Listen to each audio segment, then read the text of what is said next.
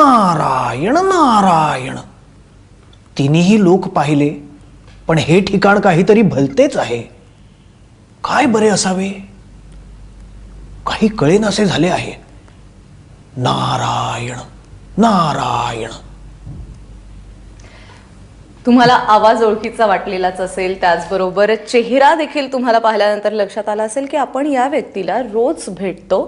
मात्र आज अनिरुद्धचा जो गेटअप आहे तो ज्या कपड्यांमध्ये आलेला आहे त्यामुळे तुमच्या कदाचित लवकर लक्षात आलं नसेल, तर मी तुम्हाला ओळख करून देते की रोज संध्याकाळी 7 वाजता तुम्हाला जय मल्हार या मालिकेच्या माध्यमातून भेटीला येणारा नारद मुनी अनिरुद्ध जोशी आज आपल्याबरोबर चॅट कॉर्नरवर आहे. अनिरुद्ध, खूप खूप स्वागत. Thank you thank you. खरं तर आतापर्यंत इतक्या नारदाच्या भूमिका झालेल्या आहेत, आपल्याकडे काही पौराणिक मालिकांची कमतरता नाहीये. मात्र तरी देखील नारदाची तुझी भूमिका ही आजही घराघरात जाऊन पोहोचलीये, लोकांच्या मनावर अधिराज्य गाजवतीये. ही भूमिका हातात आल्यानंतर काय होतं डोक्यामध्ये, काय करायचं?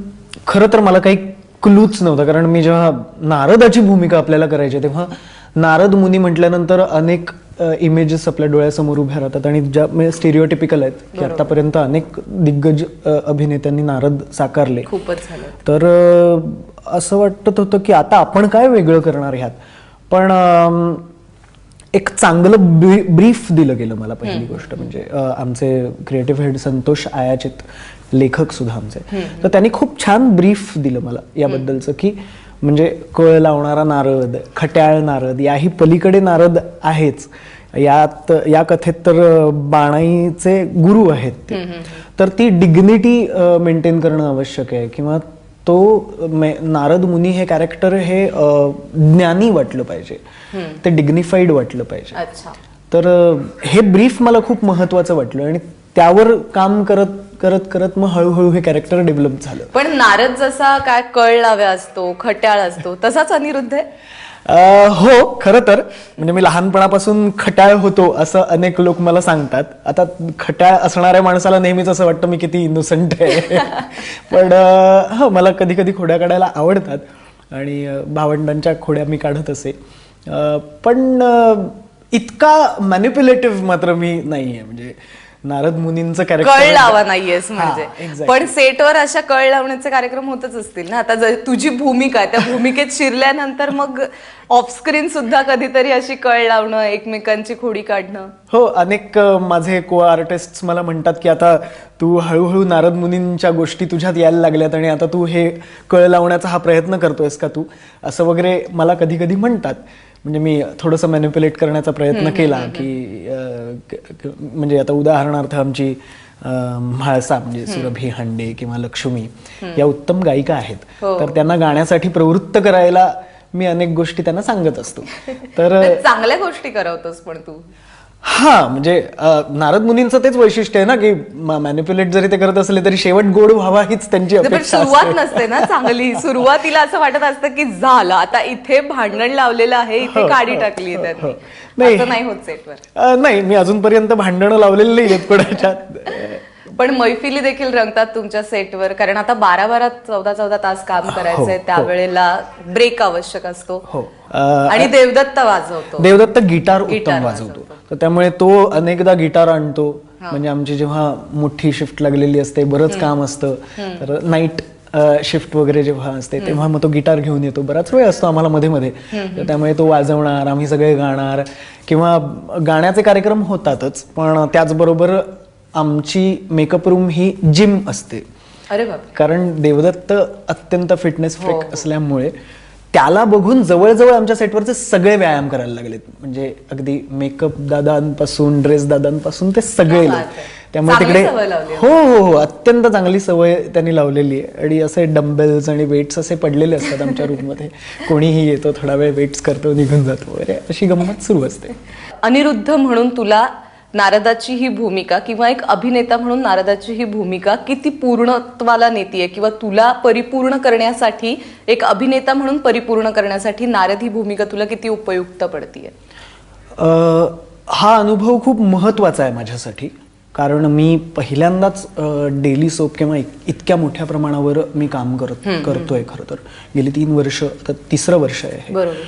तर त्यामुळे निश्चितच हा खूप मोठा भाग आहे माझ्या या करिअरचा असं मी म्हणेन. आणि अर्थात म्हणजे तू असं म्हणतेस की एक नट म्हणून किंवा अभिनेता म्हणून परिपूर्ण करण्याकडे कसं ही मदत करते ही भूमिका. तर मला असं वाटतं की मी कितीही भूमिका केल्या किंवा काहीही केलं तरी परिपूर्ण असणं म्हणजे काय हे मला कधीच कळणार नाही. किंवा तो प्रवास आहे. हा, तो एक प्रवास आहे. पण आता तूच सांगितलेलं आहेस आणि आम्हालाही तुला नाटकांमधून आम्ही तुला गाताना ऐकलेलं आहे. सो आम्हाला गाणं ऐकायला आवडेल तुझ्याकडून. मी जादू तेरी नजर नाटकामध्ये पहिलं गाणं गायलं, पहिलं नाटक होतं ते माझं, तर ते मी गाऊन दाखवतो. ती चांदणी येतान भी त्या भव्य कमानी खाली भेटेन मी, लाटांवरती घेऊन होडी जाऊ सखये त्या दूर किनाऱ्यावरती, सायंकाळी वाळू तरु पेरी शपथ घेऊ ग, कधी कधी ना अंतरण्याची सुरुबरात गदल पुनी पांघरू धुक्याच्या शाली. ती चांदणी येतान भी त्या भव्य कमानी खाली भेटेन मी. वा, क्या बात है अनिरुद्ध. म्हणजे खरं तर नारद मुनींना कधीतरी गायला लावायला हवंय आता या सिरियल मध्ये, असं म्हणायला हरकत नाही. अजून खूप गप्पा मारायच्या आहेत. अनिरुद्धचा हा नारद मुनी हा जरी एक रोल किंवा ही महत्वाची भूमिका आपल्याला सगळ्यांना दिसत असली तरी त्याने अनेक नाटकांमध्ये कामं केलेली आहे, फिल्म्समध्ये कामं केलेली आहे. अनिरुद्ध, खरं तर आजपर्यंत तू अनेक वेगवेगळ्या भूमिका केलेल्या आहेस, रंगमंचावर आम्हाला पाहायला मिळालेला आहेस आणि त्याचबरोबर तुझ्यातला लेखकही कधी कधी आम्हाला कुठेतरी बघायला मिळतो. सो त्याबद्दल जाणून घ्यायला आवडेल. ॲक्च्युली मी लेखन करायला सुरुवात केली खूप आधी, पण मी म्हणजे व्यावसायिक काम काही केलं नाही. मी वर्ल्ड स्पेस सॅटेलाईट रेडिओवर रेडिओ जॉकी असताना मी तिथले काही कार्यक्रम लिहित होतो, पण नाटक किंवा चित्रपट ॲज सच मी त्यावेळेला काही लिहिलं नव्हतं. पण आता मी एक नाटक लिहिलं आहे आणि ते लवकरच रंगमंचावर येईल. या पुढच्या काही महिन्यातच ते सगळ्यांना बघायला मिळेल. पण तुझा आवाज इतका छान आहे, सो त्या आवाजाचा तू आणखी कुठे कुठे उपयोग केलायस? ॲक्च्युली मी वर्ल्ड स्पेसला असताना एक मी रेडिओ जॉकी होतो तिकडे आणि मी तिकडे एक नाटकाशी रिलेटेड कार्यक्रम करायचो. तर तो एक खूप चांगला अनुभव होता माझ्यासाठी. गाण्याचं तसं पाहायला गेलं तर मला फार करता नाही आलं, फार एक्सप्लोअर नाही करता आलं. पण अर्थात आत्ता मी जय मल्हार करत असल्यामुळे मला तिकडे थोडंफार काही श्लोक म्हणा किंवा काही मंत्र म्हणा हे गाण्यात किंवा सुरात म्हणता येतात. तेच मला ते पण विचारायचंय तुला की ते करत असताना ती एकदम अशी पल्लेदार वाक्य, ते संस्कृत भाष्य सगळं आणि एक म्हणजे मोठ्या प्रकारचा एक काय म्हणूयात आपण एक 4-1 मिनिटांचा अनकट सीन वगैरे असे तर नक्कीच झाले असतील कधी. सो त्याबद्दल जाणून घ्यायला आवडेल की हे तुला कसं जमलं. म्हणजे नाटकाच्या तुझ्या सगळ्या पार्श्वभूमीमुळे तुला हे सगळं करणं इझी झालं की आणखी कोणी याच्या मागे आहे तुझ्या या उत्कृष्ट भूमिकेसाठी? खरं तर नाटकाचं बॅकग्राऊंडच महत्वाचं ठरलं, कारण नाटक करताना प्रत्येक प्रकारची नाटकं मी केली. म्हणजे पौराणिक नाटक, ऐतिहासिक नाटक किंवा साधं आपलं रिअलिस्टिक नाटक, असे विविध प्रकार करत असल्यामुळे आणि ते माहीत असल्यामुळे, ते पाहिल्यामुळे एक्झॅक्टली इकडे काय अपेक्षित आहे, ती वाक्य कशा पद्धतीने घेणं अपेक्षित आहे ह्याचा थोडाफार अंदाज होता. आणि अर्थातच म्हणजे संतोष आयाचित जे आमचे क्रिएटिव्ह हेड आहेत आणि डिरेक्टर्स या लोकांनी सुद्धा मला खूप मदत केली ते सगळं करायला. आणि शिवाय पल्लेदार वाक्य किंवा संस्कृत, तर माझ्या घरात मुळात धार्मिक वातावरण असल्यामुळे लहानपणापासून श्लोक मंत्र वगैरे या सगळ्या गोष्टी बाबांकडून मी शिकलो होतो. तर त्यामुळे त्याचा खूप उपयोग झाला इकडे. शिवाय आमच्या घरी कीर्तनकार आहेत बरेच. म्हणजे माझी आत्या स्वतः कीर्तनकार आहे, माझे काका उत्तम कीर्तन करायचे.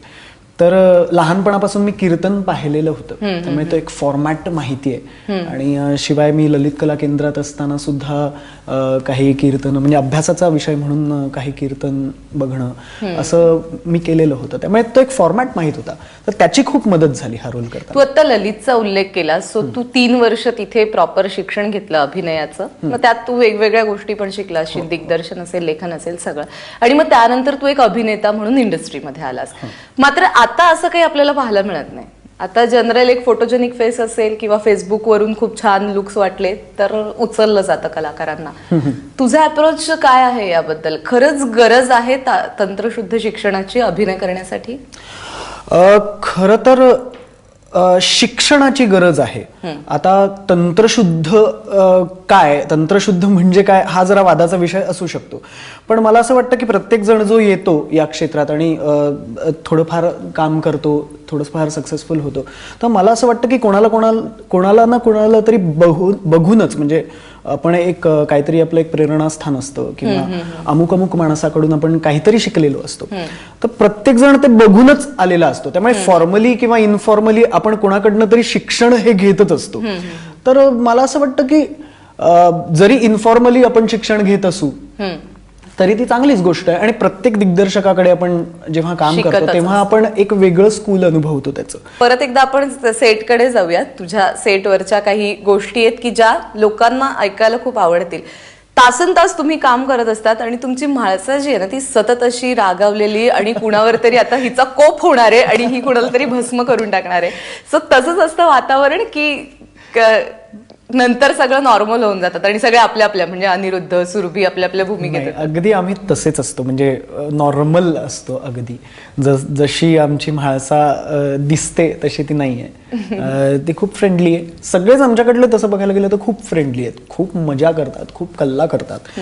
म्हणजे आमच्या मेकअप रूम्स मध्ये माफिया वगैरे सारखे गेम्स होतात, त्यावरून मग भांडण होतात, वाद होतात, म्हणजे सतत आवाज येत असतात आमच्या मेकअप रूम मध्ये. कधीच असं शांत शांत वाटलं तर मग बुवा काहीतरी प्रॉब्लेम आहे का असं विचारतो आम्ही, पण कधीच आमच्या मेकअप रूम्स शांत नसतात. आयदर म्हणजे जर का सगळ्यांना शांत बसायचं असेल तर मोठमोठ्यानी गाणी तरी लावलेलीच असतात, कोणीतरी स्पीकर्स आहेत आमच्या मेकअप रूम्स मध्ये. तर त्यामुळे तुमची मेकअप रूम एकदम भन्नाट असणार आहे, वेट्स आहेत, स्पीकर आहे. आणि ना सगळ्या महाराष्ट्राला प्रश्न पडलेला आहे की ही जी माळसा आणि बानू आहे, आणि बानूचा तर तू गुरुच आहेस, या दोघींना कधी कळणार आहे त्यांची मूळ रूपक? किती वर्ष झाले की तू त्यांना समजावतोयस, तू त्यांना आख्यान देतोयस आणि त्यांना अजून काही उमगत नाहीये. काय कधी समजणार आहे त्यांना? मला माहित नाही कधी समजणार आहेत. त्यांना समजायचं तेव्हा ते समजेल. पण त्या निमित्ताने मला खूप गोष्टी सांगता येत आहेत या आख्यानाच्या निमित्ताने, तर त्यामुळे मी ते एन्जॉय करतोय. मात्र तुझी ही जी भूमिका आहे त्यामुळे आम्हाला जसं तू सांगितलंस तसं फक्त कळलाव्या नारद नाही तर तो समजून घेतोय, तो काही गोष्टी बानूला सांगतोय, काही गोष्टी म्हाळसेला सांगतोय. त्यामुळे एक वेगळा नारद आम्हाला या मालिकेच्या माध्यमातून बघायला मिळतोय आणि रोज तो आमच्या घरी येतो, त्यामुळे तो आमच्या आयुष्यातला एक भाग झालाय असं देखील आम्हाला वाटतंय. तुझ्या पुढच्या वाटचालीसाठी तुला खूप खूप शुभेच्छा. मात्र जाता जाता आम्हाला तुझ्याकडून आणखी एक गाणं ऐकायला आवडेल. ठीक आहे, म्हणतो मी एक गाणं. मी लहान असताना माझ्या बाबांनी मला शिकवलं होतं. माझे बाबा असायचे बाहेरगावी आणि ते कॅसेट लेटर्स पाठवायचे, तर त्या कॅसेटमधून त्यांनी रेकॉर्ड करून माझ्याकडे एक गाणं पाठवलं होतं. तर छान वाटेल, तुझ्या बाबांनाही ऐकायला आवडेल. हो, ते गातो मी. मानव जगती दानव झाला, देवाचाही दगड बनविला. मानव जगती दानव झाला, देवाचाही दगड बनविला. कोण कोठला तू तर पामर, कोण कोठला तू तर पामर. चुकून तुझा करतील चुरा, चुकून तुझा करतील चुरा तू जीवनातल्या मुसाफिरा, तू जीवनातल्या मुसाफिरा, तू जपून टाक पाऊल जरा, जपून टाक पाऊल. वा, अनिरुद्ध, खूप आवडली तुझी दोन्ही गाणी, खूप आवडली. त्यामुळे तुला तुझ्या अभिनयासाठी किंवा पुढच्या सगळ्या वाटचालीसाठी तर शुभेच्छा आहेतच, मात्र गायक म्हणूनही तुझी कारकीर्द बहरावी यासाठी खूप खूप शुभेच्छा. Thank you thank you thank you very much. आज चॅट कॉर्नरवर इथेच थांबतोय. पुन्हा भेटणार आहोत पुढच्या शनिवारी वेगळ्या कलाकारासह. बघत रहा ABP माझा.